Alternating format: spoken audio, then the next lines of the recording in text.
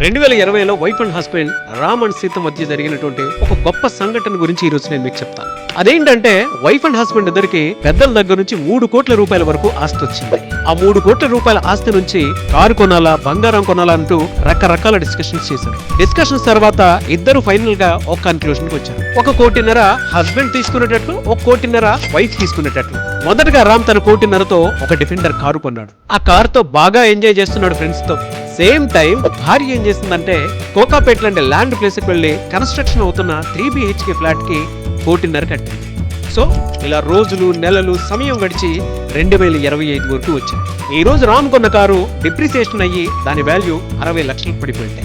అప్పుడు కోకాపేటలో సీత కొన్న ఇల్లు ఈ రోజు అప్రిసియేషన్ తో 6 కోట్లయింది.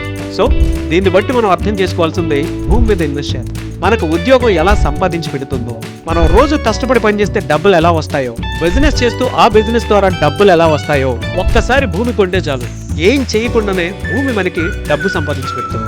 సో భూమి మీద ఇన్వెస్ట్ చేద్దాం. అలా ఇన్వెస్ట్ చేద్దాం అనుకునేటువంటి వాళ్ళకి సుమన్ టీవీ ఒక అద్భుతమైనటువంటి అవకాశాన్ని కల్పిస్తోంది. Suman TV biggest property expo October 18th and 19th HICC Novotel లో జరుగుతోంది.